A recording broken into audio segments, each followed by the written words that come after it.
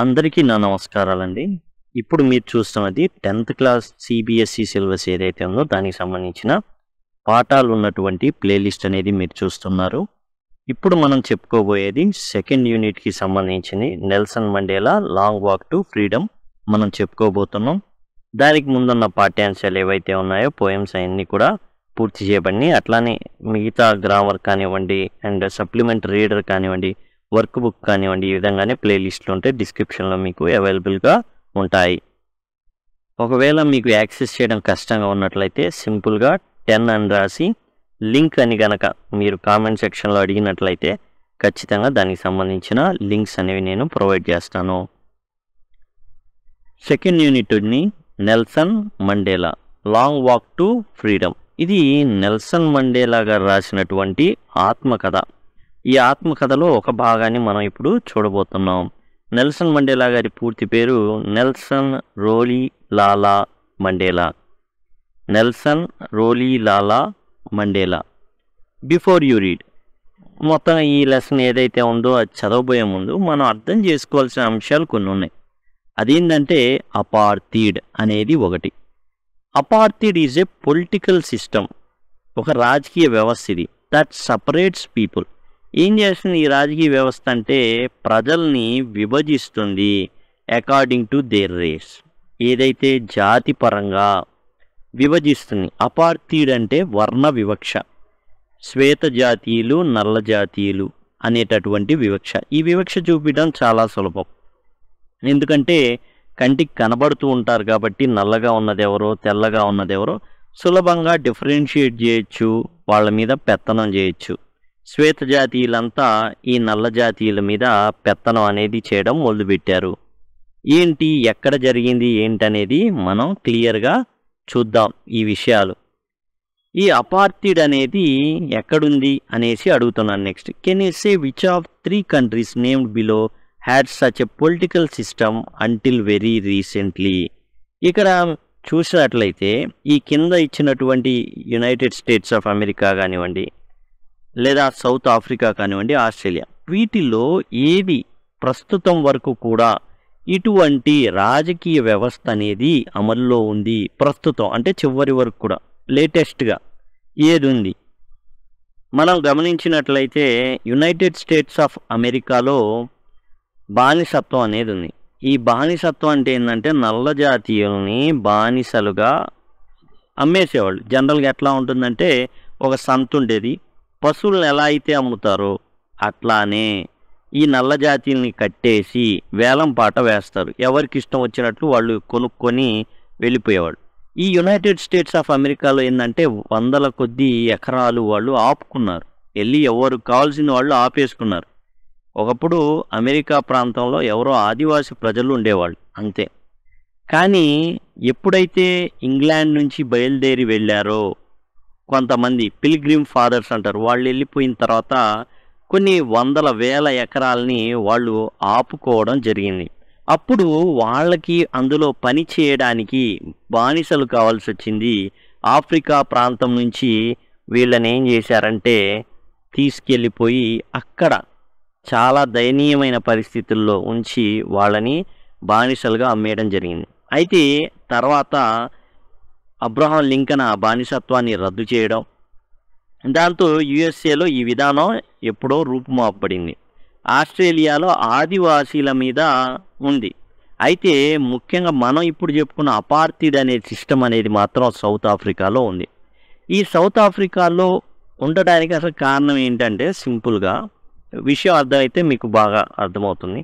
ఈ సౌత్ ఆఫ్రికాలో ఇక్కడ ఏం జరిగిందంటే బంగారు గనులు అనేవి పడ్డాయండి. తెలిసింది బంగారు గనులు అనేవి ఉన్నాయని తెలిసింది బ్రిటిష్ వాళ్ళకి. వాళ్ళు ఏం చేశారు, మెల్లగా ఈ ఇంగ్లాండ్లో ఉన్నటువంటి ఎవరైతే వెంటనే ధనికులు కావాలి అనే ఆశ ఉందో వాళ్ళందరూ గడ్డపార పలుగులు ఇవన్నీ పట్టుకొచ్చేసుకొని ఏం చేశారంటే ఇక్కడికి వచ్చేసి స్థిరపడిపోయి ఎక్కడెక్కడ ఉన్నాయో పరిశోధించడం, వాటిని తవ్వడం, తీసుకెళ్ళిపోయి వాళ్ళ ఏదైతే సొంత దేశంలో అమ్ముకోవడం, అక్కడ విలాసవంతమైన జీవితం జీవించడం. దాంతో మిగతా వాళ్ళకు కూడా ఆశ పుట్టడం, వాళ్ళు కూడా ఇవన్నీ వస్తువులు ఏవైతే గోపాలు, గడ్డబలులు, గడ్డపారలు ఇవన్నీ వేసుకొని రావడం. ఇక్కడ ఎక్కువ మంది స్థిరపడిపోయారు. స్థిరపడిపోయి నల్ల జాతీయుల్ని చాలా చాలా నీచంగా చూడడం మొదలుపెట్టారు. వాళ్ళు పరిపాలన చేజిక్కించుకొని ఈ అక్కడ నివసించేటటువంటి నల్ల జాతీయులైన ఆఫ్రికా ప్రాంతంలో ఎందుకు నల్లగా ఉంటారంటే భూమధ్య రేఖ ప్రాంతానికి దగ్గరగా ఉంటారు. భూమధ్య రేఖ ప్రాంతానికి దగ్గరగా ఉండడం వల్ల వాళ్ళు నల్లగా ఉంటారు. మెలనిన్ అనే పదార్థం స్రవించబడుతుంది ఎక్కువగా. క్యాన్సర్ అనేవి రాకుండా చర్మం ఏం చేస్తుంది అంటే తనంతట తాను మెలనిన్ అనే పదార్థాన్ని ఏం చేస్తుందంటే స్రవిస్తుంది. దాంతో వాళ్ళు నల్లగా కనబడతారు. దానికే నల్ల జాతీయుల్ని ఎంతో అసహ్యంగా వాళ్ళు చూడడం, వాళ్ళకి కావాల్సిన కనీస కొన్ని రైట్స్ ఉంటాయి, మనిషికి కనీస మానవ హక్కులు ఉంటాయి, వాటిని కాలు రాయడం చేయడం జరిగిందనమాట. అది ఈ apartheid system. Have you heard of Nelson Mandela? Nelson Mandela గారి గురించి ఎప్పుడైనా విన్నారా? Mandela and his African National Congress, Mandela గారి గురించి కానీ లేదా ఆఫ్రికన్ నేషనల్ కాంగ్రెస్ అనేటటువంటి పార్టీ గురించి కానీ ఎప్పుడైనా మీరు విన్నారా? స్పెంట్ ఏ లైఫ్ టైమ్ ఫైటింగ్ అగెయిన్స్ట్ అపార్టైడ్. ఈ వ్యక్తి ఎవరైతే ఉన్నారో మండేలా అనేటటువంటి వ్యక్తి ఆఫ్రికన్ నేషనల్ కాంగ్రెస్లో తన జీవితాంతం తన జీవితాంతం వరకు పోరాడారండి ఈ వర్ణ వివక్షకి వ్యతిరేకంగా. Mandela had to spend 30 years in prison. 30 ఏళ్ల పాటు జైలు జీవితం గడిపారు. Finally democratic elections were held in South Africa in 1994. 1994లో ప్రజాస్వామికబద్ధంగా ఎన్నికలు అనేవి జరిగినాయి. ఈ ఎవరైతే మన దేశాన్ని 1947లో విడిచిపెట్టారో అట్లానే వీళ్ళని 1994లో విడిచిపెట్టి బ్రిటిష్ వాళ్ళు వెళ్ళిపోవడం జరిగింది. అప్పుడు దాకా ఇదే పని, ఏదైతే బంగారం ఉందో అదంతా తోడేసుకొని వాళ్ళ దేశానికి చేర్చుకున్నారు. Mandela became the first black president of a new nation. ఏ దేశానికి ఆఫ్రికా ఖండంలో సౌత్ ఆఫ్రికా అనేది మీకు దక్షిణాన కనబడుతుంది. దానికి మొట్టమొదటి నల్ల జాతీయుడైన అధ్యక్షుడైన వ్యక్తి మండేలా అనమాట 1994లో. ఇన్ దిస్ ఎక్స్ట్రాక్ట్, ఈ భాగాల్లో ఫ్రమ్ హిజ్ ఆటోబయోగ్రఫీ, ఎక్కడిది? లాంగ్ వాక్ టు ఫ్రీడమ్, స్వేచ్ఛ కోసం నా దీర్ఘ నడక. దీనిలో ఇదేంటి అంటే ఆత్మకథ. ఈ ఆత్మకథలో కొంత భాగాన్ని ఇక్కడ మనకి ఇవ్వడం జరిగింది. Mandela speaks about a historic occasion, ఒక చారిత్రక సంఘటనని ఆయన ఇందులో పేర్కొనడం జరిగింది. ద ఇనాగరేషన్, ప్రారంభోత్సవం. ఏం ప్రారంభోత్సవం? ఒక దేశాన్ని ప్రారంభిస్తున్నారు, కొత్త దేశం అనమాట. Can you guess what the occasion might be? ఆ సందర్భం ఏందో అసలు మీకు తెలుసా? Check your guess with this news item from BBC of 10 May 1994. May 10, 1994. ఆ రోజున బీబీసీలో ఏదైతే ప్రచురితమైందో న్యూస్ ఐటమ్, దాన్ని బట్టి మీకు అర్థమవుతుంది అనేసి మనకి ఆ న్యూస్ ఐటమ్ ఏదైతే ఉందో దాని గురించి ఇవ్వడం అయితే జరిగింది. Mandela becomes South Africa's first black president. Mandela ఏమయ్యాడండి? మొదటి దక్షిణాఫ్రికా యొక్క నల్ల జాతీయుడైనటువంటి అధ్యక్షుడు ఎవరైనా ఉన్నారు అంటే మండేలా అయ్యాడనమాట. అప్పుడు దాకా శ్వేత జాతీయులు మాత్రమే అధ్యక్షులు అయ్యేవాళ్ళు. ఒక నల్ల జాతీయుడు సౌత్ ఆఫ్రికా యొక్క ప్రప్రథమ అధ్యక్షుడయ్యాడు. Nelson Mandela has become South Africa's first black president after more than 3 centuries of white rule. 300 సంవత్సరాల పాటు ఏలారని. మనకైతే 200 సంవత్సరాల పాటు బ్రిటిష్ వాళ్ళు ఏలడం జరిగింది. సౌత్ ఆఫ్రికాని 300 సంవత్సరాల పాటు ఏలారు. Mister Mandela's African National Congress party won 252 of 400 seats in first democratic elections of South Africa's history. ఈ సౌత్ ఆఫ్రికాలో అంతకుముందు ఎలక్షన్స్ అనేవి జరిగేవి కాదు. ఏం జరిగిందంటే ఇక్కడ మొట్టమొదటిసారిగా ఎన్నికలు అనేవి జరిగినాయి ప్రజాస్వామ్యబద్ధంగా. ఇక్కడ ఏం జరిగిందంటే ఎలక్షన్స్ జరిగినాయి. 400 సీట్లుంటే నెల్సన్ మండేలా గారి ఆఫ్రికన్ నేషనల్ కాంగ్రెస్ ఏదైతే ఉందో అది 400 సీట్లలో 252 సీట్లు గెలుచుకుందండి. ద ఇనాగరేషన్ సెరమనీ, ఇది ఏంటంటే స్వాతంత్రం వచ్చింది. ఇప్పుడు బ్రిటిష్ వాళ్ళు ఎట్లయితే మనల్ని విడిచిపెట్టి వెళ్ళారో అలానే వీళ్ళని కూడా విడిచిపెట్టి వెళ్ళాల్సిన పరిస్థితి వచ్చింది. ఇప్పుడు ఆ ప్రారంభోత్సవ స్వాతంత్ర దినోత్సవ ఏదైతే పండగ ఉందో అది జరుగుతుంది. ఎక్కడ జరుగుతుంది ఇది? Union buildings amphitheatre in Pretoria today. South ఆఫ్రికాకి 3 రాజధానులు ఉన్నాయండి. ఇది ఎగ్జిక్యూటివ్ క్యాపిటల్ అనమాట. ప్రిటోరియా అనేది ఎగ్జిక్యూటివ్ క్యాపిటల్ అనమాట, అంటే పరిపాలన పరంగా ఉండేటటువంటి రాజధాని. ఈ యూనియన్ బిల్డింగ్స్కి ఆనుకొని లేదా దగ్గరగా ఉన్నటువంటి స్టేడియంలో, యాంపీ థియేటర్ అంటే స్టేడియం అండి. ఆ స్టేడియం ఏంటంటే పైన కప్పు ఉండదు, ఏంటంటే మామూలు మన స్టేడియాలు ఎలా ఉంటాయో ఆ విధంగా ఉందన్నమాట. అది యూనియన్ బిల్డింగ్స్ యొక్క పరిసరాల్లో ఉంది. అటెండెడ్ బై పొలిటీషియన్స్, రాజకీయ నాయకులు, డిగ్నిటరీస్ ఎవరైతే ఉన్నారో గొప్ప గొప్ప వాళ్ళంతా కూడా from more than 140 countries around the world. ప్రపంచంలోని 140 దేశాల్లో ఉన్నటువంటి ప్రతినిధులు, అధికార ప్రతినిధులు అక్కడ చేరుకోవడం అయితే జరిగింది. ఆ విధంగా 140 దేశాల నుండి ప్రముఖులు కానీ రాజకీయ నాయకులు కానీ ప్రపంచం నలుమూలల నుండి రావడం జరిగింది. నెవర్ అగైన్, ఇంకోసారి will this beautiful land experience the oppression of one by another said Nelson Mandela. Nelson Mandela గారు ఏం చెప్పారంటే, ఇంకొకసారి ఈ దేశంలో ఎప్పుడు కూడా ఒకళ్ళు మరొక వ్యక్తి మీద ఏ విధమైనటువంటి హింస అనేది జరగకూడదు అనేసి ఆయన ఆ యొక్క సందర్భంలో చెప్పడం అయితే జరిగింది. జూబిలెంట్ సీన్స్, చాలా ఆనందదాయకమైన సీన్స్, పరిస్థితులు అవన్నీ కనబడుతున్నాయి. ఎక్కడ? On the streets of Pretoria followed the ceremony with blocks. Pretoria మనం చెప్పుకున్నాం కదా, రాజధాని, ఒక రాజధాని అని. సౌత్ ఆఫ్రికాకు సంబంధించి 3 రాజధానులు ఉంటే ఎగ్జిక్యూటివ్ క్యాపిటల్ అంటారు. ఈ ఎగ్జిక్యూటివ్ క్యాపిటల్ అయిన ప్రిటోరియా, అక్కడ జనాలు చాలా చాలా ఆనందపడిపోతున్నారు. నల్ల జాతీయులు, శ్వేత జాతీయులు, ఇంకా చాలా దేశాల నుండి వచ్చినటువంటి వివిధ రంగు వర్ణాలు కలిగిన వాళ్ళు. ఎల్లో రేస్ అంటారు చైనా వాళ్ళని, అంటే కొంచెం పచ్చగా ఉంటారు, పసుపు పచ్చగా ఉంటారు అనేసి వాళ్ళ అభిప్రాయం, అందుకని ఎల్లో రేస్ అంటారు. అలా రకరకాల వ్యక్తులు ఏంటంటే అక్కడ గుమికూడడం అనేది జరిగింది. More than 1 lakh South African men, women and children of all races sang and danced with joy.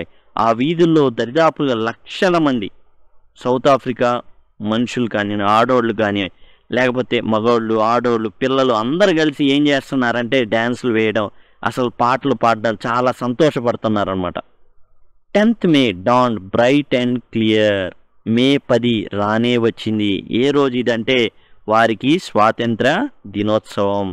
For the past few days I had been pleasantly besieged by dignitaries.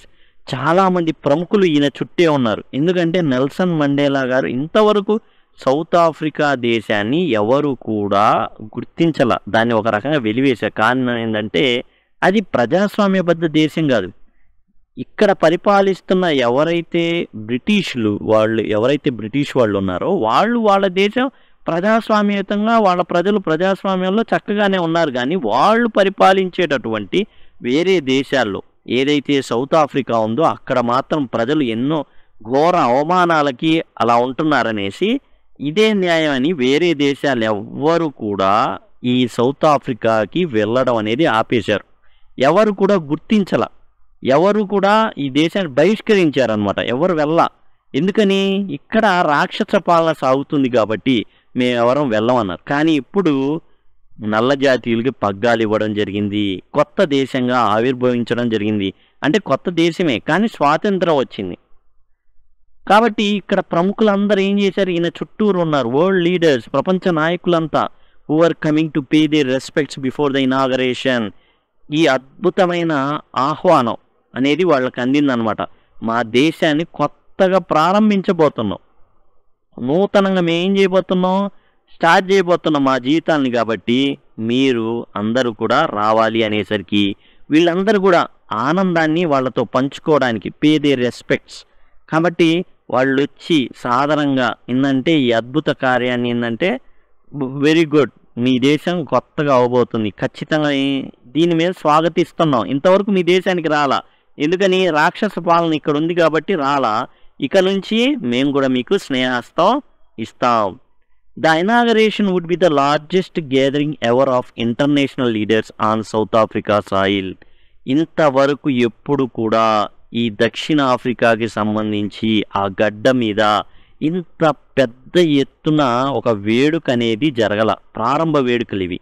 The ceremonies ఏవైతే ఆ వేడుకలు ఉన్నాయో took place in the lovely sandstone amphitheatre. ఇసుక రాయితో కట్టినటువంటి ఆ amphitheatre stadium ఏదైతే ఉందో found by the union buildings. ఈ యూనియన్ బిల్డింగ్స్కి దగ్గరలో ఉంది ఈ స్టేడియం. అక్కడ జరుగుతున్నాయి అన్నమాట ఈ ప్రారంభ వేడుకలన్నీ కూడా, ఈ స్వాతంత్ర దినోత్సవ వేడుకలు ఏవైతే ఉన్నాయో. For decades this had been the seat of white supremacy. తెల్లవాళ్ళు వాళ్ళ యొక్క ఏదైతే సూప్రమసీ ఆధిపత్యాన్ని ఇక్కడ కూర్చొనే వాళ్ళు వెలగబెట్టారు. ఇక్కడ ఏదైతే ఈ బిల్డింగ్స్ ఉన్నాయో ఈ బిల్డింగ్స్ని అడ్డాగా పెట్టుకొని వాళ్ళు ఏం చేశారంటే వాళ్ళ పరిపాలన సాగించారు.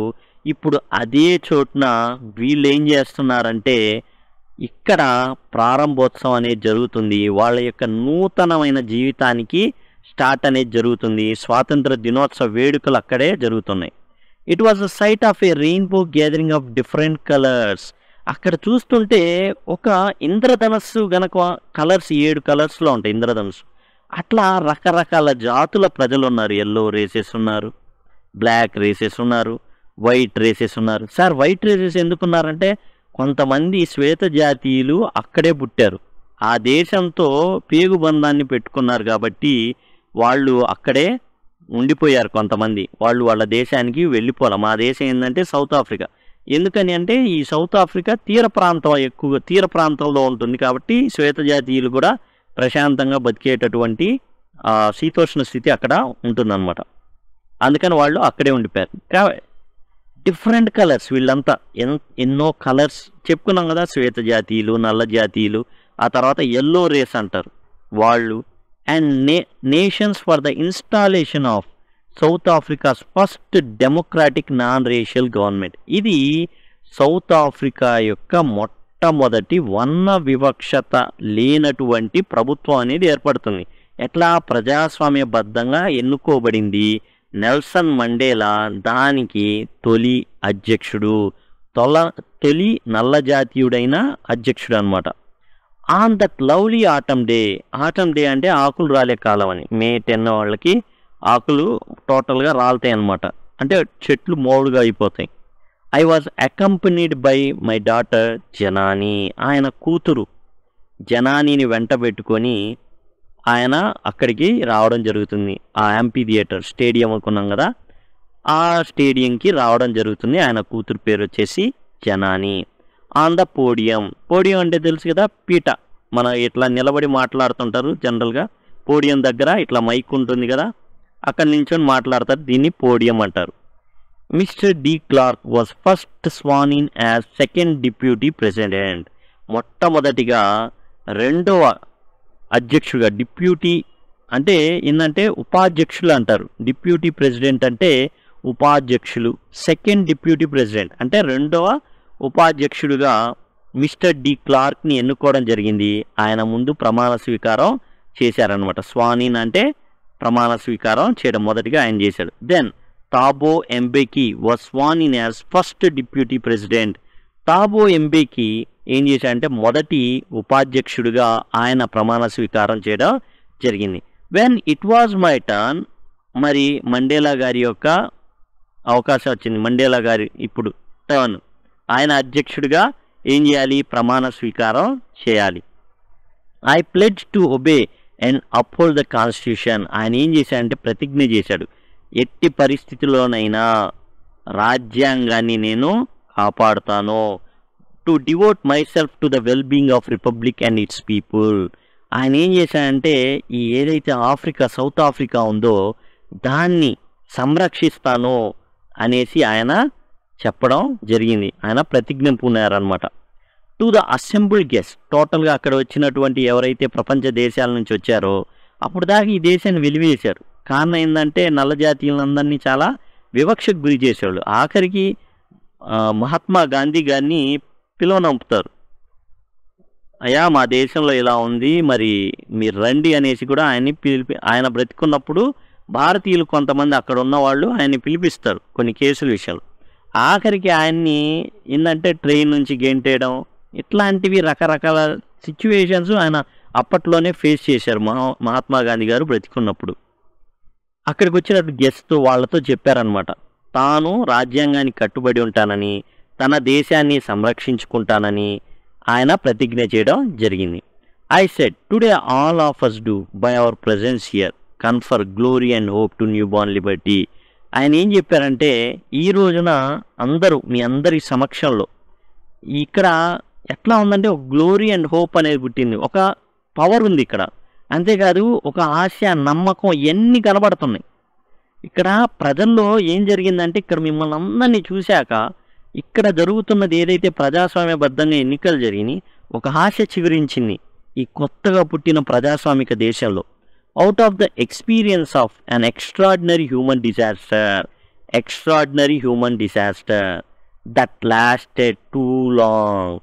ఒక భయంకరమైన అసాధారణమైన విపత్తు ఒకటి జరిగింది. హ్యూమన్ డిజాస్టర్, మానవులచే జరిగినటువంటి విపత్తు. అది ఏంటది? చాలా కాలం కొనసాగిన మానవ కల్పిత విపత్తిది, అసాధారణమైన విపత్తిది. Must be born a society of which all humanity will be proud.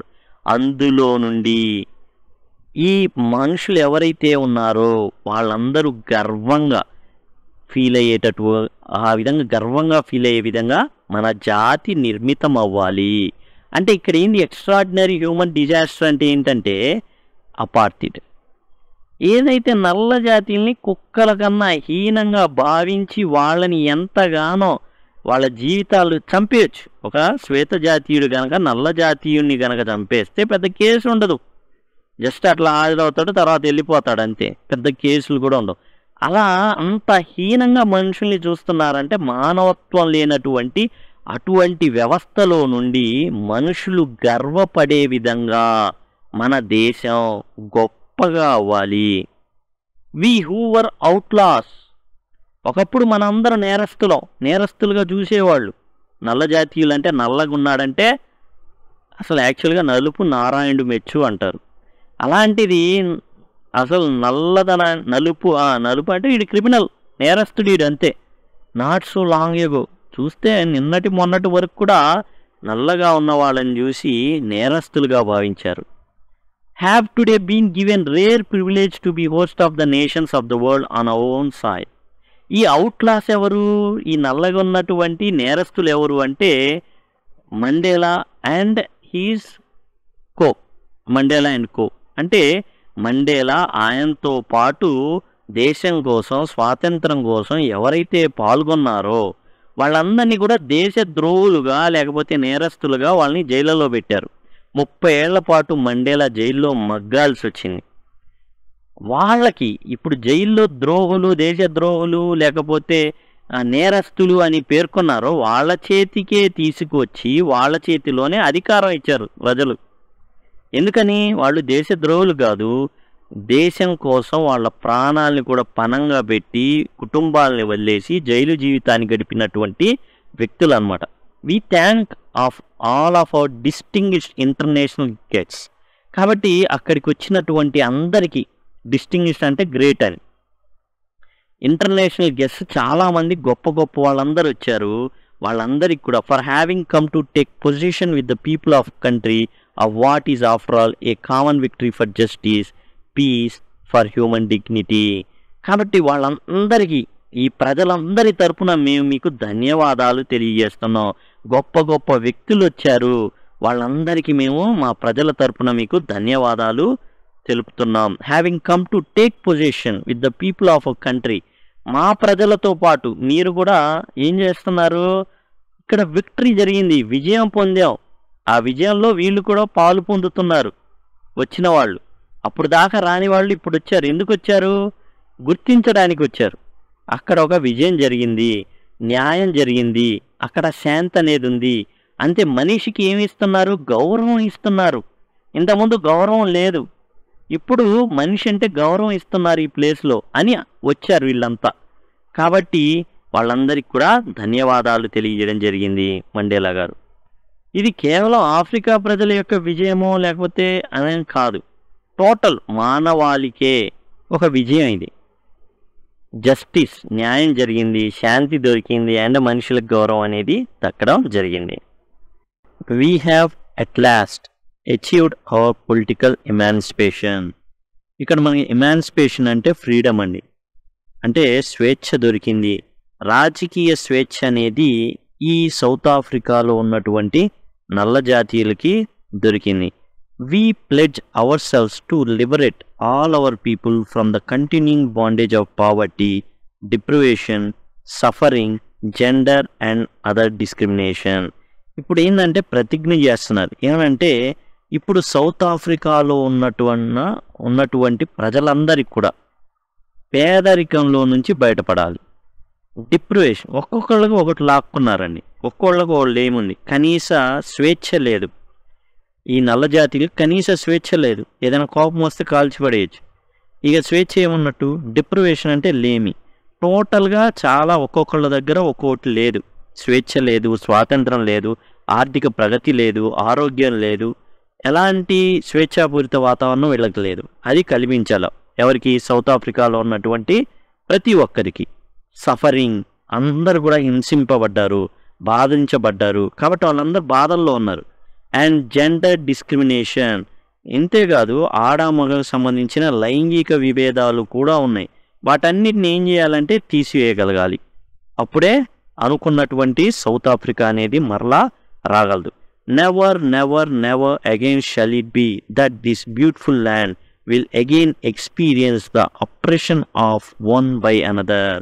ఇంకెప్పుడు కూడా ఈ యొక్క సౌత్ ఆఫ్రికా గడ్డ మీద, దక్షిణాఫ్రికా గడ్డ మీద ఇలాంటి హింసా ప్రవృత్తి లేదా హింస అణిచివేయబడ్డం అనేది మరలా ఉండకూడదు. The sun shall never set on so glorious a human achievement. ఇది మనుషులందరూ సాధించినటువంటి ప్రగతి. ఏదైతే అవమానాలు కలిగించేటటువంటి అపార్థిడ్ సిస్టమ్, వర్ణ వివక్షత ఏదైతే ఉందో దాన్ని వీళ్ళు కొంత రూపుమాపారు, అది మరలా రాకూడదు. Sun shall never set on so glorious a human achievement. ఇది మనిషి యొక్క ప్రగతి. ఈ ప్రగతి మరలా ఏమవకూడదు, పోకూడదు, ఇది ఆరిపోకూడదు. లెట్ ఫ్రీడమ్ రెయిన్, స్వేచ్ఛ అనేది రాజ్యమేలాలి. గాడ్ బ్లెస్ ఆఫ్రికా, ఆఫ్రికాని దేవుడు దీవించునుగాక. A few moments later we all lifted our eyes in ఈ ప్రసంగం అయిపోయిన తర్వాత మిలిటరీ పెరేడ్ అనేది జరుగుతుంది. కొంతసేపు ఆగిన తర్వాత ఏమైందంటే అందరూ కళ్ళెత్తి ఆశ్చర్యంగా చూశారనమాట. Spectacular array of South African jets, ఆకాశంలో జెట్స్ ఎగురుతున్నాయి. ఇవి ఒక ఆకారంలో, అంటే జనరల్గా ఎలా ఒక వి ఆకారంలో అన్ని ఫ్లైట్స్ ఇలా ఎగురుతూ ఉంటాయి. అన్నీ కూడా ఒకదాని వెంబట ఒకటి, పక్షి ఎట్లా అయితే ముందుకు పోతూ ఉంటుందో గాలిలో వి ఆకారాన్ని ఫామ్ చేసుకుంటూ, దానివల్ల గాలి ఏదైతే వేగం ఉందో దాన్ని తగ్గించగలిగి బాగా ఎగరగలవు. అట్లా వి ఆకారం ఫామ్ చేసుకుని ఈ జెట్స్ అన్నీ కూడా పైన కరెక్ట్గా ఏంటంటే అందరినీ ఆశ్చర్యగొలిపే విధంగా ఆకాశంలో ఎగురుతున్నాయి. హెలికాప్టర్స్ కూడా and troop carriers rode in perfect formation over the union Buildings. ఇక విమానాలు కానివ్వండి, జెట్లు కానివ్వండి, మరి సైన్యాన్ని తీసుకెళ్లేటటువంటి ట్రూప్స్ని తీసుకెళ్లేటటువంటి క్యారియర్స్ అంటే హెలికాప్టర్ లాంటివి, యుద్ధ విమానాలు కానివ్వండి, అన్నీ కూడా యూనియన్ బిల్డింగ్స్ పైనుంచి కూడా అట్లా వెళ్తూ ఉన్నాయి. అక్కడ అందరు కూర్చున్న రకరకాల అన్ని దేశాల నుంచి వచ్చిన ప్రతినిధులు కూర్చొని ఉన్నారు. వాళ్ళకి సౌత్ ఆఫ్రికాకు సంబంధించిన మిలిటరీ వాళ్ళు ఏం చేస్తున్నారంటే, మా దేశంలో మేము ఐక్యంగా ఉన్నాం, మిలిటరీ కూడా ప్రజాస్వామ్యబద్ధమైన దానికి లోబడి ఉన్నాం, ప్రజాస్వామ్యబద్ధమైన ప్రభుత్వం అనేది ఏర్పడింది, దాన్ని మేము బద్దులై ఉన్నాం అని చెప్పడానికి ఇదంతా ట్రై చేస్తున్నారు. It was not only a display of pin point precision and military force. ఇదేదో మిలిటరీ, మాకింత మిలిటరీ ఉంది, మాకిన్ని ఆయుధాలు ఉన్నాయి, మాకిన్ని యుద్ధ విమానాలు ఉన్నాయి అని చూపించడమో, లేకపోతే పిన్ పాయింట్ ప్రెసిషన్ అంటే చాలా ఖచ్చితత్వంతో, అంటే ఎట్లా ఇప్పుడు వీళ్ళు వి ఆకారంలో ఫ్లైట్లన్నీ వెళ్తుంటాయి. అంటే అదిగోండి చూడండి, ఇక్కడ ఒక ఫ్లైట్ ఉంటుంది, ఇక్కడ ఒక ఫ్లైట్ ఉంటుంది, ఇక్కడ ఒకటి ఉంటుంది, ఇక్కడ ఒకటి ఉంటుంది, ఇక్కడ ఒకటి ఉంటుంది, అట్లా వెళ్తూ ఉంటాయి అన్నమాట. ఏది కూడా ప్రమాదం జరగకుండా ఒక ఆకారంలో, పక్షి ఆకారంలో అట్లా వెళ్తూ ఉంటాయి. దాన్ని పిన్ పాయింట్ ప్రెసిషన్ అంటారు, ఎట్లాంటి మిస్టేక్స్ అనేవి జరగకుండా. But A demonstration of the militaries loyalty to democracy. ఇదేదో మేము పిన్ పాయింట్ సూపర్, మాకు ఇన్ని యుద్ధ విమానాలు ఉన్నాయి, మేము ఇంత ఖచ్చితంగా ప్రయాణిస్తాం అని చెప్పడం కాదు. ఈ మిలిటరీ అనేది ఈ ప్రజాస్వామ్యబద్ధమైన ప్రభుత్వానికి లోబడి ఉంది అని చెప్పడం ముఖ్య ఉద్దేశం. టు ఎ న్యూ గవర్నమెంట్, ఈ కొత్త ప్రభుత్వానికి, that had been freely and fairly elected. ఎలాంటి ప్రభుత్వం ఇది?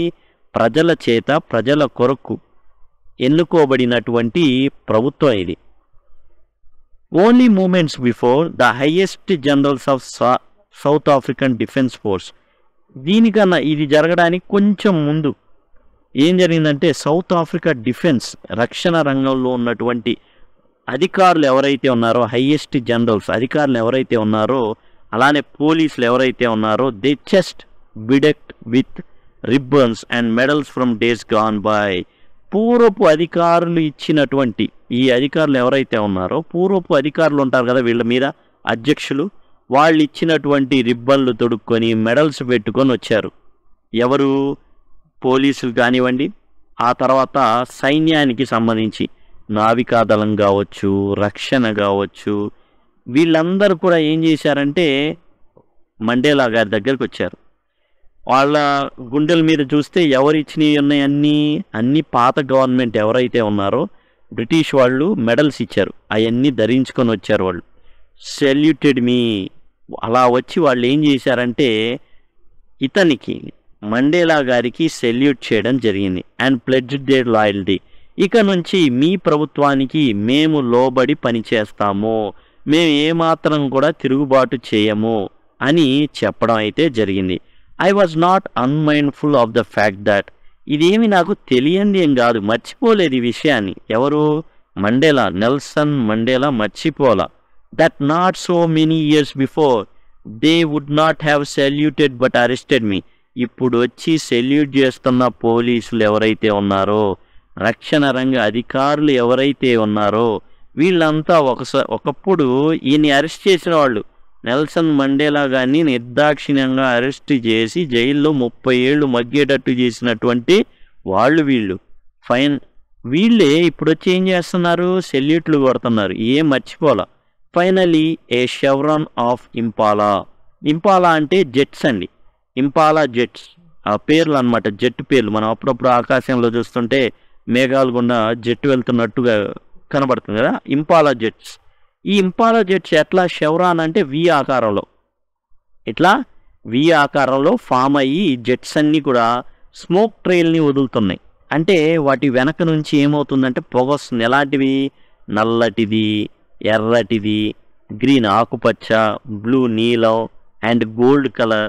ఇవన్నీ వేటిని డినోట్ చేస్తాయంటే కొత్తగా వచ్చినటువంటి, కొత్తగా ఫామ్ చేసినటువంటి సౌత్ ఆఫ్రికా ఏదైతే ఉందో దాని యొక్క ఫ్లాగ్ని, జెండాని యొక్క ప్రతిరూపంగా ఈ రంగులైతే వెదజల్లడం జరుగుతుంది.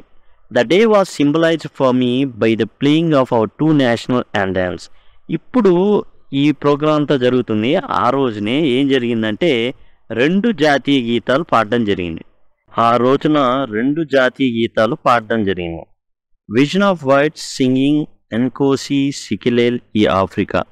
యాక్చువల్గా అప్పుడు దాకా వైట్స్ ఎవరైతే ఉన్నారో ఈ జాతీయ గీతాన్ని ద్వేషించేవాళ్ళు. ఏది? కోసి సికిలేల్ ఈ ఆఫ్రికాని చాలా ద్వేషించేవాళ్ళు శ్వేత జాతీయులు, అంటే తెల్లవాళ్ళు. And black singing Die Stem old anthem of republic. ఇది వచ్చేసి ఏంటంటే బ్లాక్స్ ఇప్పుడు ఏదైతే మే 9వ తారీఖు వరకు ఉందో జాతీయ గీతం, అది ఇది. ఏది? డై స్టెమ్ అనేది. దీన్ని నల్ల జాతీయులు చాలా అసహించుకునేవాళ్ళు. అంటే అసహించుకుంటున్న జాతీయ గీతాలని వాళ్ళు ఇరువురు పాడారు. తెల్ల జాతీయులకేమో ఈ జాతీయ గీతం అంటే అస్సలు ఇష్టం ఉండదు, కానీ పాడారు. నల్ల జాతీయులకి డై స్టెమ్ అనేది అస్సలు ఇష్టం ఉండదు, కానీ నల్ల జాతీయులు ఆ జాతీయ గీతాన్ని, పాత జాతీయ గీతాన్ని పాడడం అయితే జరిగింది. Although that day neither group knew the lyric of anthem they once despised. ఆ రోజున అప్పటిదాకా అసహించుకున్నారు వాళ్ళు. ఒక్కొక్క గ్రూపు తెల్ల జాతీయులు అసహించుకున్న దాన్ని జాతీయ గీతాన్ని పాడుతున్నారు. అండ్ అలానే నల్ల జాతీయులు ఏదైతే అసహించుకున్నారో అది పాడుతున్నారు. వాళ్ళకి లిరిక్స్, ఆనందము అసలు ఏం పాడుతున్నారో కూడా తెలియదు. They would soon know words by heart. కానీ కొద్ది కొద్ది రోజుల తర్వాత కానీ ఏం జరుగుతుందంటే వాళ్ళు దాన్ని కంఠస్థం అనేది పట్టాల్సి ఉంటుంది. ఎందుకంటే కొత్త జాతీయ గీతాన్ని వారు నేర్చుకోవాల్సి ఉంటుంది. వారేం పాడుతున్నారో వాళ్ళకి తెలియదు. కానీ నెక్స్ట్ జరిగేది ఏంటంటే వాళ్ళు అసహించుకున్నా కానీ ఇప్పుడు దాన్ని నేర్చుకోవాల్సి ఉంటుంది. ఎవరు? శ్వేత జాతీయులు ఏదైతే ఇంకోసి సిక్లేలి ఆఫ్రికా ఏదైతే జాతీయ గీతం ఉందో, on the day of the inauguration ఏదైతే స్టార్టింగ్ జరుగుతుందో, ఈ స్వాతంత్రం పోరాటం జరిగి కొత్త సౌత్ ఆఫ్రికా అనేది ఏర్పడుతుందో, ప్రారంభోత్సవం అనేది జరుగుతుందో, I was overwhelmed with the sense of history. ఒక్కసారి ఆలోచిస్తే ఆ రోజున మే 10న ఏదైతే జరుగుతుందో అది జరగడానికి చరిత్రలో చాలా సంఘటనలు జరిగినాయి. అవి జరగడం ద్వారానే ఈ రోజున రిపబ్లిక్ సౌత్ ఆఫ్రికా అనేది ఏర్పడడం అనేది జరిగింది. In the first decade of 20th century, మొదటి దశాబ్దాన్ని 20వ శతాబ్దం యొక్క మొదటి దశాబ్దంలో, a few years after bitter Anglo Boer war, మొట్టమొదట ఇతను చెప్పడం ఏంటంటే 20వ శతాబ్దం అంటే 1901 ఉంది కదా, అక్కడి నుంచి గనక చూసుకుంటే ఆ దశాబ్దంలో ఏం జరిగింది? ఆంగ్లో బోయర్ యుద్ధం జరిగింది.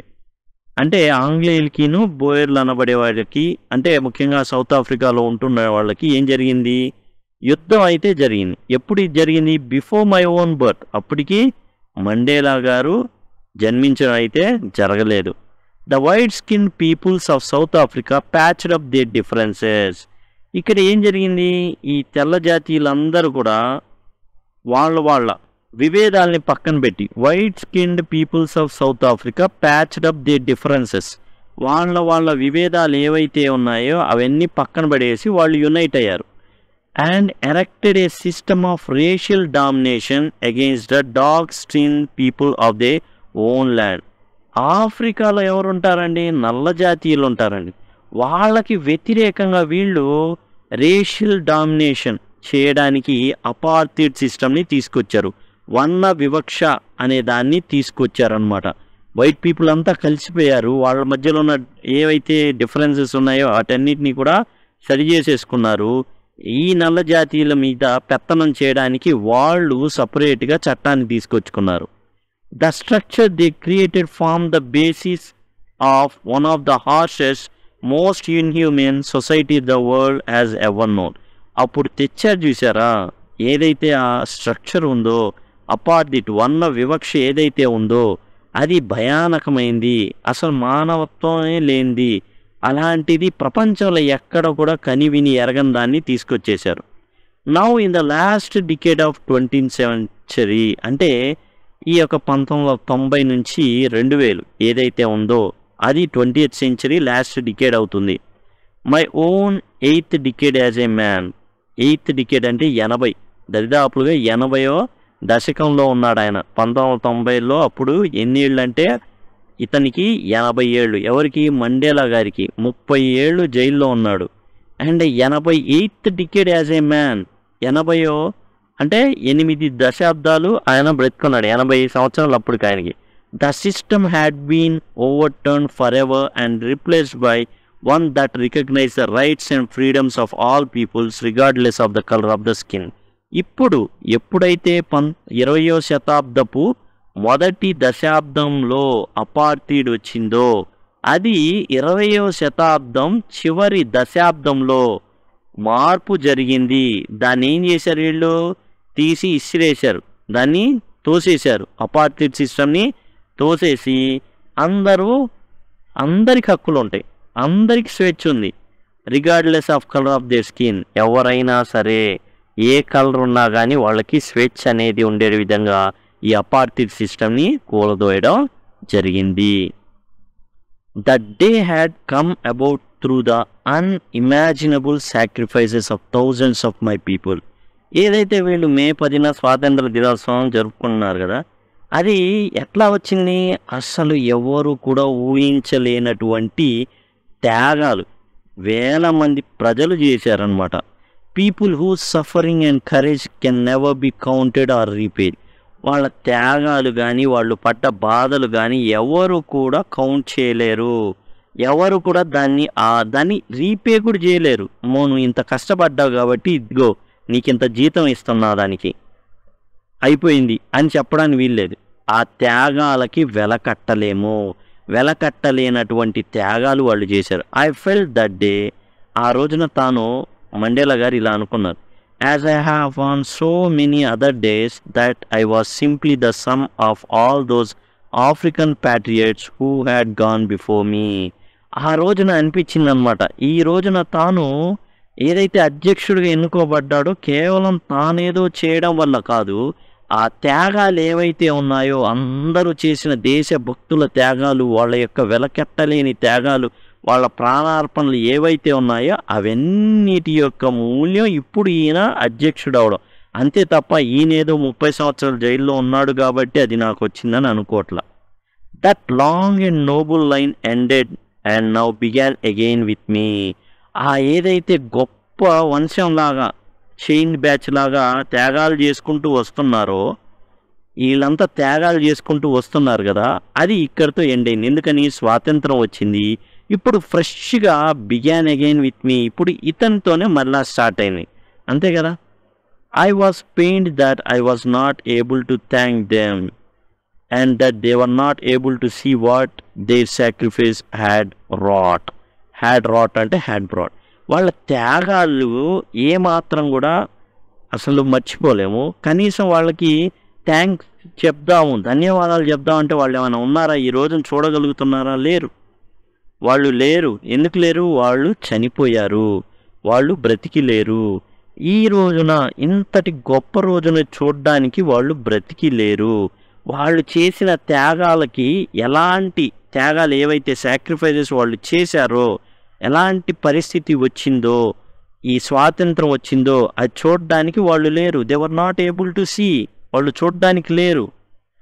What their sacrifices had wrought, ఎలాంటి త్యాగాలు చేశారో ఆ త్యాగాల ఫలితం ఏంటో చూడడానికి వాళ్ళు లేరు. The policy of apartheid created deep and lasting wound in my country and my people. ఈ వర్ణ వివక్ష విధానం ఏదైతే ఉందో అది జనాలు ఎంత బలంగా నాటుకుపోయిందంటే అది పెద్ద గాయమే చేసింది. All of us will spend many years if not generations recovering from that profound heart.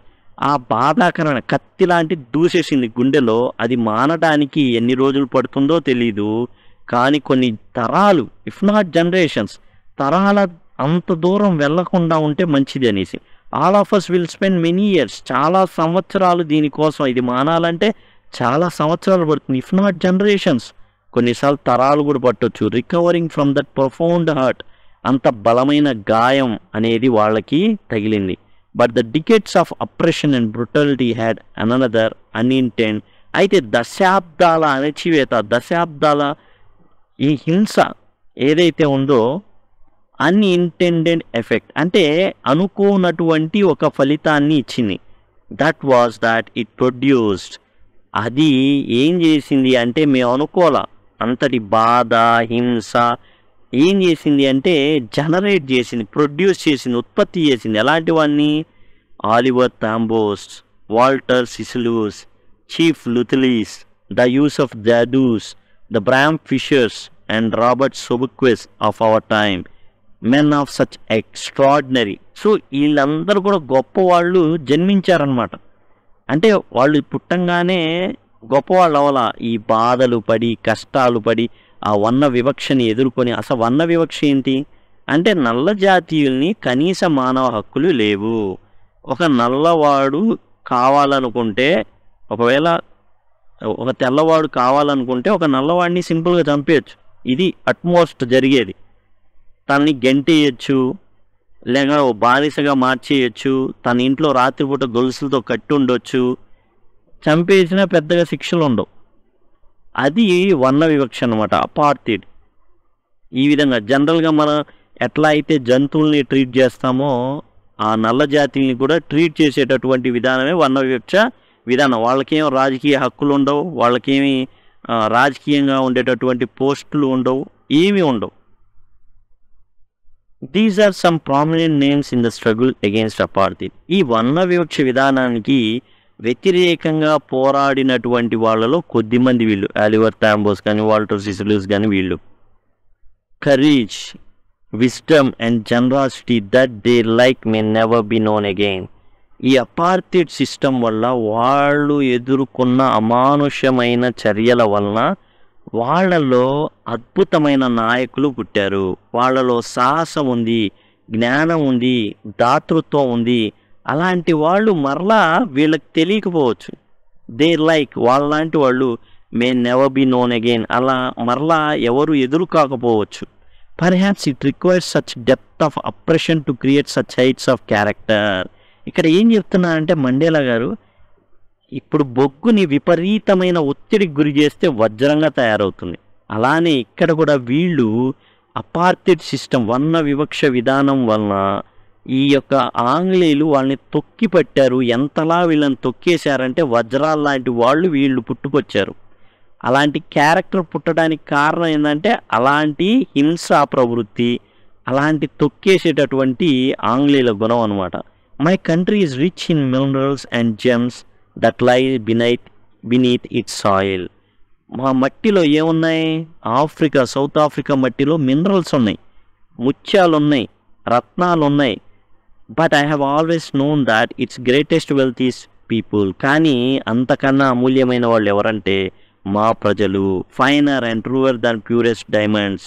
వజ్రాల కన్నా, ప్యూర్ డైమండ్స్ కన్నా ప్యూర్ ఎవరంటే మా ప్రజలు. యాక్చువల్గా వీళ్ళందరూ కూడా ఈ ఎట్లా ఉన్నారు? శ్వేత జాతీయులు ఎలా వచ్చారు? ఎక్కడ లేని వాళ్ళు ఇక్కడే ఎందుకున్నారు అంటే బంగారపు గనుల కోసం వజ్రాల గనులు తవ్వుకుంటా వాటిని ఎక్స్పోర్ట్ చేసుకుంటా వాళ్ళ దేశాలకి బాగా ధనవంతులైపోయి వాళ్ళ దేశానికి వెళ్ళి విచ్చలవిడిగా వీళ్ళు చేసేటటువంటి పార్టీలు అవన్నీ చూసి ఇంకొంతమంది అట్లా ఈ ఇంగ్లాండ్ నుంచి సౌత్ ఆఫ్రికాకి వచ్చి అక్కడే స్థిరపడిపోయి అక్కడే ఇక ఈ దందాలు చేసుకుంటూ కూర్చొని రాజకీయంగా వాళ్ళే అధికారాన్ని పొందడం, ఆర్థిక దోపిడీ చేయడం, ఇలాంటివన్నీ కూడా చేశారు ఆంగ్లేయులు. It is from these comrades in the struggle that I learn the meaning of courage. ఎవరైతే మనం చెప్పుకున్నామో టాంబోస్ కానివ్వండి, లూసిలియస్, వీళ్ళందరి యొక్క వాళ్ళ దగ్గర నుంచే నేను సాహసం, ధైర్యం అంటే ఏందో నేర్చుకున్నా. Time and again I have seen men and women risk and give there lifes for an idea. ఇక్కడ ఇతను చూశాడనమాట. ఏంటి?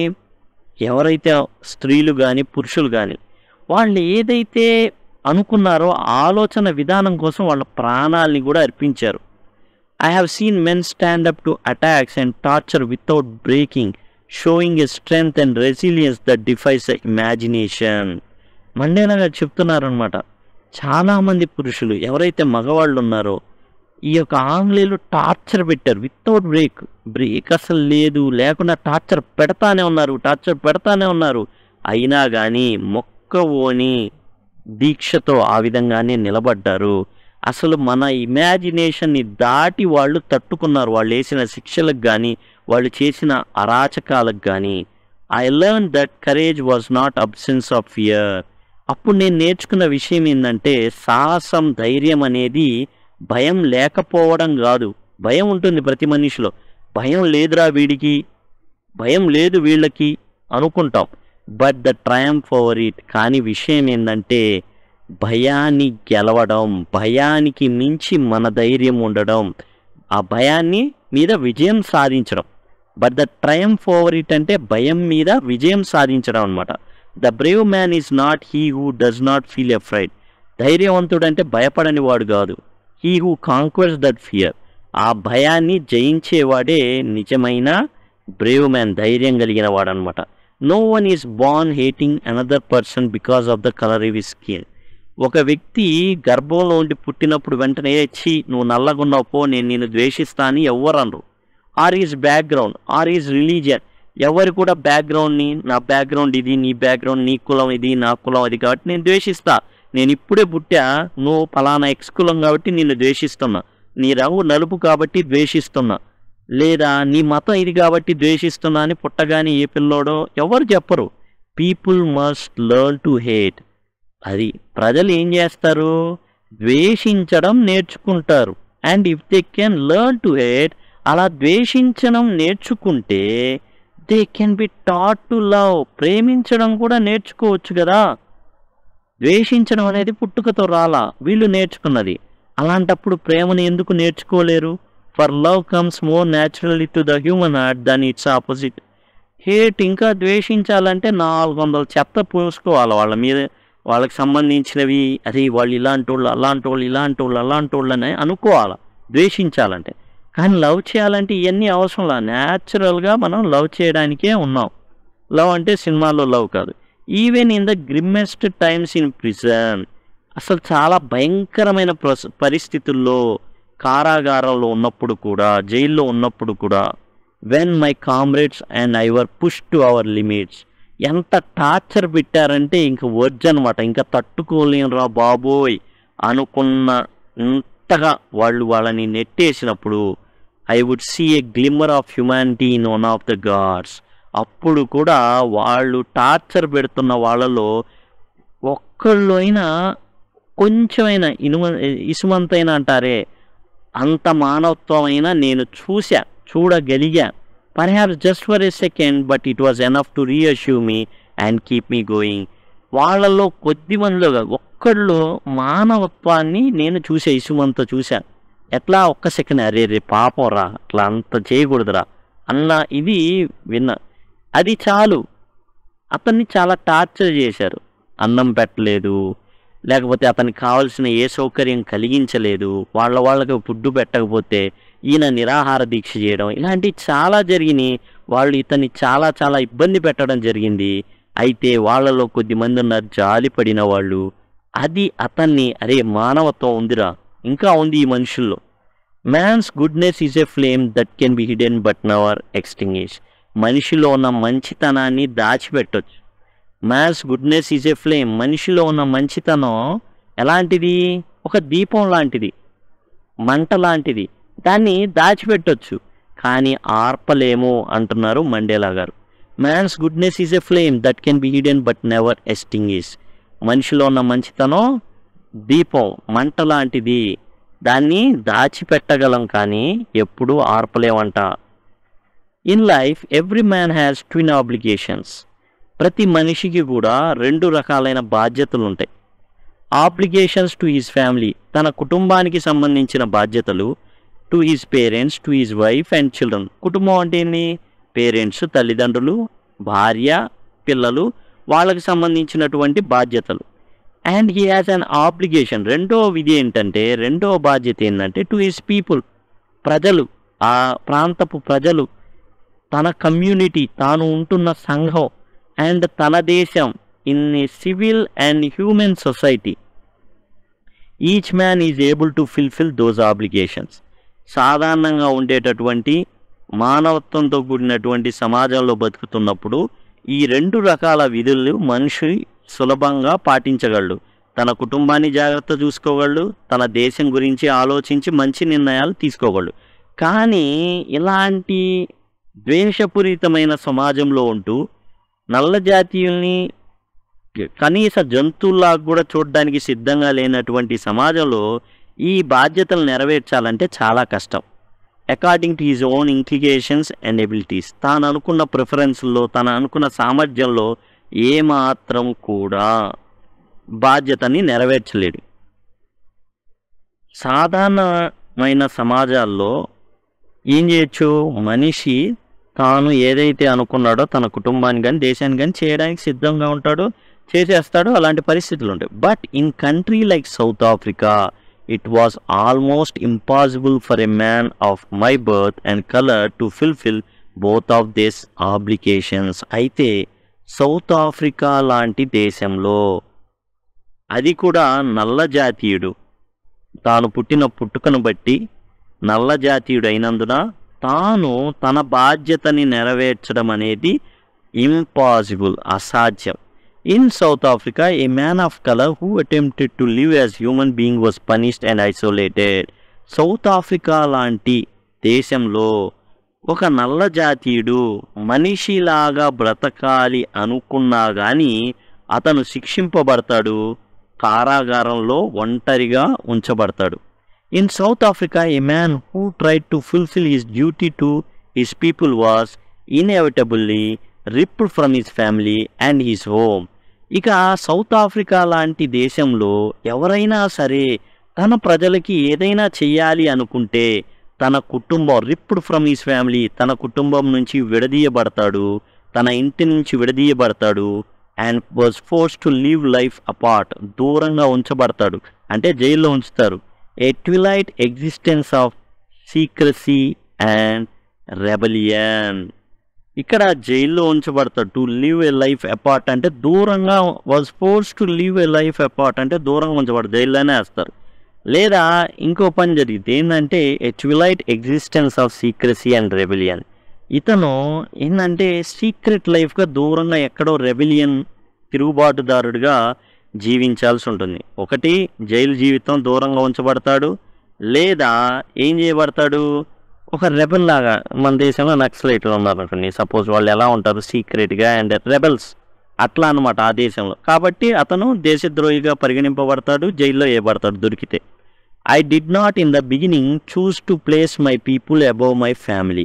యాక్చువల్గా స్టార్టింగ్లో మండేలా గారు ఏమీ తన ప్రజల్ని తన కుటుంబం కన్నా గొప్పగా ఏమి ఉంచుకోవాలి, తన కుటుంబాన్ని జాగ్రత్తగా చూసుకోవాలనుకున్నారు. But in attempting to serve my people I found that I was prevented from fulfilling my obligation as a son, a brother, a father and husband. యాక్చువల్గా అతని టార్గెట్ ఏంటంటే తన కుటుంబాన్ని జాగ్రత్తగా చూసుకోవడమే, కానీ తన కుటుంబాన్ని కూడా జాగ్రత్తగా చూసుకోనివ్వట్లేదే. అతను ఒక కొడుగ్గా, మంచి కొడుగ్గా ఉందామంటే ఉన్ని ఎట్లా, ఒక సహోదరుడిగా, ఒక బ్రదర్గా ఉండాలంటే ఉన్ని ఎట్లా, ఒక తండ్రిగా బతుకుదామంటే బతకని ఎట్లా, ఒక భర్తగా భార్యని సంరక్షించుకోవాలి, మరి అన్నీ చేయాలంటే ఆ విధంగా చేయని ఇట్లా. టోటల్గా తన కుటుంబాన్ని కూడా జాగ్రత్తగా చూసుకోలేనటువంటి సమాజంలో వర్ణ వివక్షత కలిగిన ప్రాంతాల్లో తన దేశంలోనే ఉంటున్నాడు. I was not born with a hunger to be free. పుట్టంగానే నాకు స్వేచ్ఛ కావాలని నడవలా, లేకపోతే పారిపోలా. I was born free. పుట్టడంతోనే ఎట్లా స్వేచ్ఛ అనేది ఉంది, స్వేచ్ఛా జీవితంలోనే పుట్టాడు. Free in every way that I could know. తెలిసినంత వరకు అతను స్వేచ్ఛలోనే ఉన్నాడు. Free to run in the fields near my mother's hut. తన తల్లి ఉన్నటువంటి ఇంటి దగ్గర చక్కగా పంట పొలాల్లో పరిగెత్తాడు, స్వేచ్ఛ. Free to swim in the clear stream. ఏదైతే సెలయేరుందో, వాగులు అంటారే అలాంటి చోట చక్కగా ఈదాడు. That ran through my village. అతని యొక్క ఏదైతే గ్రామం ఉందో సెలయేరు వెళ్తూ ఉంటే దానిలో ఈతలు వేశారు, ఈత అనేది చేయడం జరిగింది. Free to roast mealies under the stars. ఇవి అంటే మొక్కజొన్న కండలు ఉంటాయి, సాయంత్రం నైట్ పూట ఏం చేశాడు, మంట మీద మొక్కజొన్న కండల్ని కాల్చుకొని తినడం. అలానే ride the broad backs of slow moving bulls. Bulls అంటే మనకు తెలుసు, ఎద్దుల్ని, మనం బర్రెల్ని తీసుకువెళ్తూ ఉంటాం ఫీల్డ్స్లో. అక్కడ కొంతమంది ఏం చేస్తారంటే వాటి మీదకి ఎక్కుతారు, ఎక్కేసి చక్కగా ఏం చేస్తుంటారు, ముందుకు అయ్యేటి వెళ్తే ఈ అబ్బాయిని కూడా తీసుకెళ్తాయి అన్నమాట. అట్లా చాలా స్వేచ్ఛగా ఉన్నాడని అనిపించింది. As long as I obeyed my father and abided by the customs of my tribe, I was not trouble by the laws of man or God. తాను ఎంతవరకు తన తండ్రి చెప్పింది విన్నాడో, అట్లానే తన తెగ ఏవైతే సాంప్రదాయాలు ఉన్నాయో వాటన్నిటిని పాటిస్తున్నంత కాలం తనకి ఎలాంటి బాధ అనేది అనిపించలా. దేవుడు మనుషులు పెట్టిన దానికి కానీ దేవుడు పెట్టిన దానికి ఏది కూడా తన స్వేచ్ఛని ఏవి ఆటంకపరచలేదు. అన్నిటినీ సక్రమంగా చేసినట్టే ఉంది, తను అన్ని పాటించినట్టే ఉంది, కానీ తనకేం ఇబ్బంది అనిపించలేదు. స్వేచ్ఛా జీవితాన్ని జీవించాడు, ఏది తినాలో అది తిన్నాడు అండ్ స్వేచ్ఛగా విహరించాడు, పరిగెత్తగలిగాడు, అన్నీ చేయగలిగాడు. It was only when I began to learn that my boyhood freedom was an illusion. కానీ తర్వాత తెలిసింది ఏంటంటే తాను చిన్నతనంలో పిల్లవాడిగా ఉన్నప్పుడు ఏదైతే స్వేచ్ఛ అనుకున్నాడో అది కేవలం భ్రమ అనే విషయం తర్వాత తెలిసింది. When I discovered as a young man that my freedom had already been taken from me, that I began to hunger for it.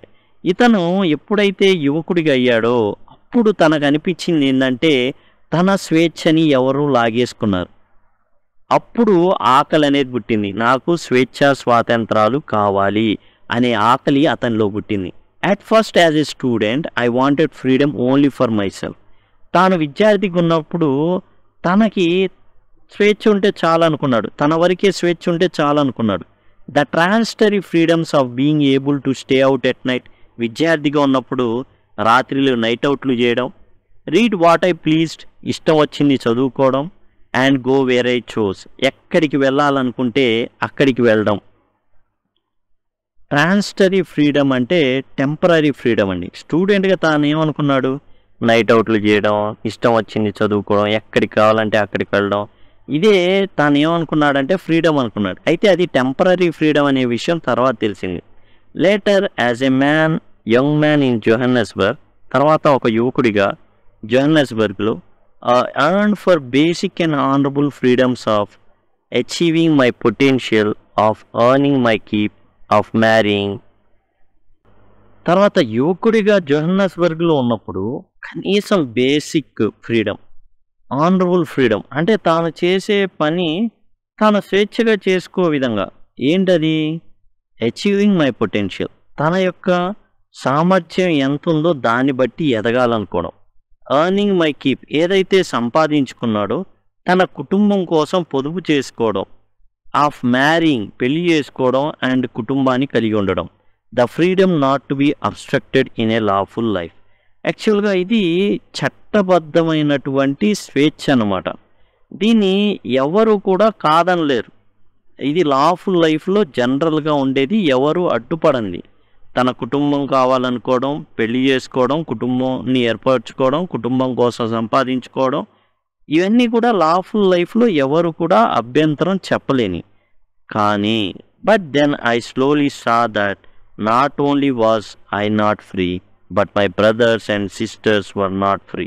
అయితే చివరికి తేలింది ఏంటంటే తానొక్కడే కాదు ఈ స్వేచ్ఛ లేకుండా ఉన్నది, తన సహోదరులు, తన సహోదరులు ఎవరైతే ఉన్నారో వాళ్ళందరికీ కూడా స్వేచ్ఛ అనేది లేదు. ఎవరికి లేదు స్వేచ్ఛ. చిన్నతనంలో స్వేచ్ఛ ఉందనుకున్నాడు, స్టూడెంట్గా ఉన్నప్పుడు తనకే స్వేచ్ఛ కావాలనుకున్నాడు, కానీ యువకుడిగా అయినప్పుడు తనకే స్వేచ్ఛ లేదు అని అనుకున్నాడు. తర్వాత తనకొక్కడికే కాదు తన చుట్టుపక్కల ఉన్న వాళ్ళకి కూడా స్వేచ్ఛ లేదు అనే విషయం తెలిసింది. I saw that it was not just my freedom that was curtailed. తన యొక్క ఒక్క స్వేచ్ఛ మాత్రమే కోత విధించబడలేదు, but the freedom of every one who look like I did. ఎవరైతే తన కుటుంబం కోసం ఏదైనా చేయాలి అనుకున్న ప్రతి ఒక్కళ్ళకి కూడా ఇది అవరోధంగా మారింది. That is when I join the African National Congress. అలాంటి క్షణంలోనే అప్పుడే ఇతను ఆఫ్రికన్ నేషనల్ కాంగ్రెస్ ఏఎన్సీలో జాయిన్ అవ్వడం జరిగింది. And that is when the hunger for my own freedom became the greater hunger for the freedom of my people. అప్పుడే తనకి స్వేచ్ఛ కావాలి అనే ఆకలి ఏదైతే ఉందో, స్వాతంత్రం కావాలి అనే ఆకలి ఏదైతే ఉందో, తన స్వేచ్ఛ స్వాతంత్రం పోయి అందరికీ స్వాతంత్రం కావాలి, తన ప్రజలందరికీ స్వాతంత్రం కావాలి అనేది వచ్చేసింది. It was this desire for the freedom of my people to live there lifes with dignity. ఎట్లా, ఏంది స్వాతంత్రం అంటే ఏంది కోరిక స్వాతంత్రానికి సంబంధించి అంటే తన ప్రజలు ఎలా గౌరవంగా బ్రతకగలగాలి. అండ్ సెల్ఫ్ రెస్పెక్ట్, ఆత్మగౌరవం యానిమేటెడ్ మై లైఫ్. ఏదైతే తన చుట్టూ ఉన్న సౌత్ ఆఫ్రికా ప్రజలు ఎలా బ్రతకాలి, ఆత్మగౌరవంతో బ్రతకాలి, వాళ్ళు మర్యాదగా జీవించాలి, ఆత్మగౌరవంతో జీవించాలి, గౌరవంగా వాళ్ళ బ్రతుకులు ఉండాలి అనేది మండేలాని నడిపించిందనమాట. That transformed a frightened young man into bold one.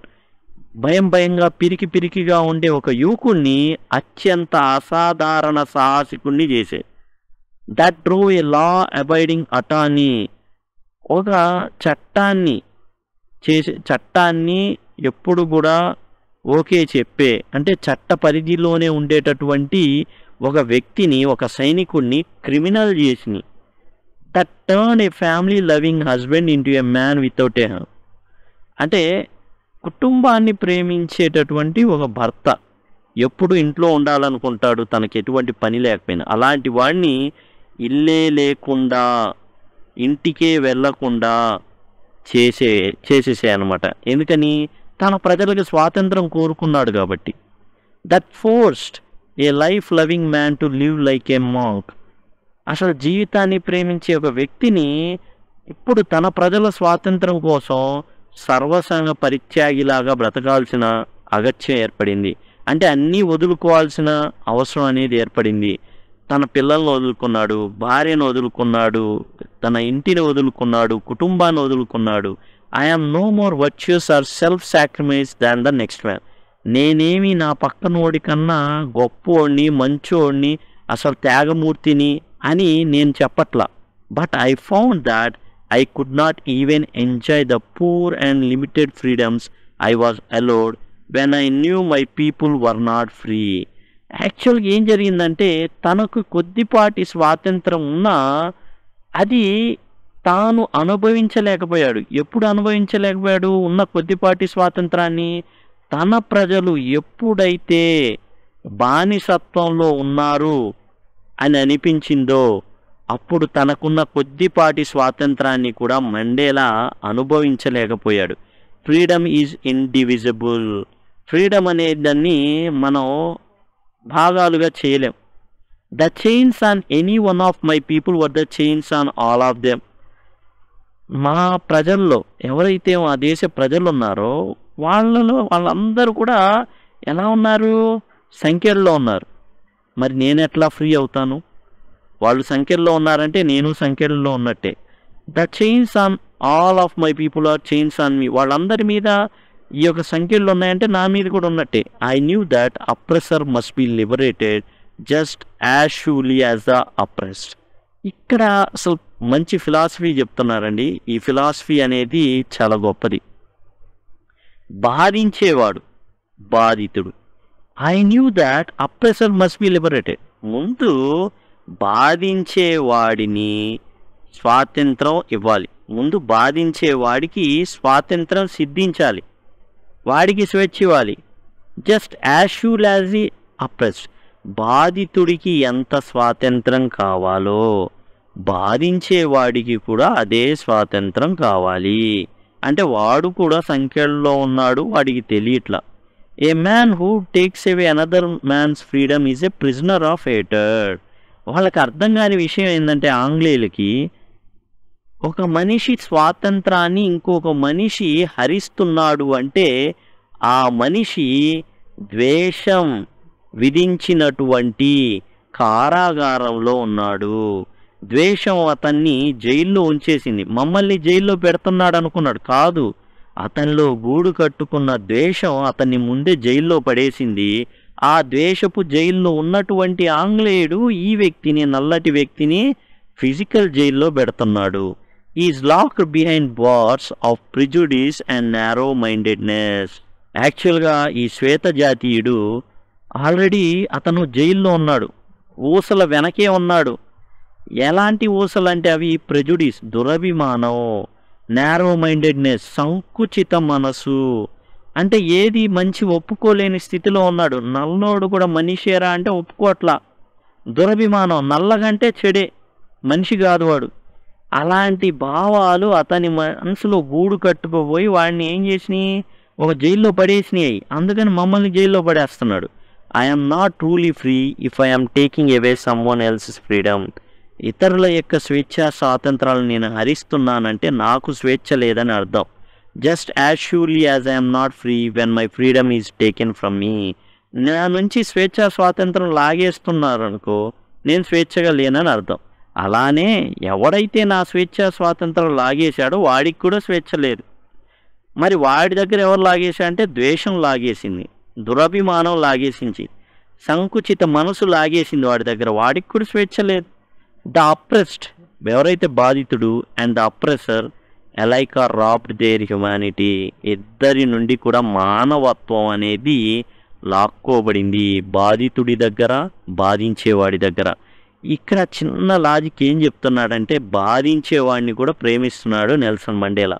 అదే మీటింగ్లో తర్వాత కొంతమంది విలేకరులు అడుగుతారనమాట, ఏమనంటే నెల్సన్ మండేలా గారు మిమ్మల్ని 30 సంవత్సరాలు జైల్లో ఉంచారు. ఆ 30 సంవత్సరాలు ఎవరెవరు మిమ్మల్ని బాధ పెట్టారో మీకు బాగా తెలుసు.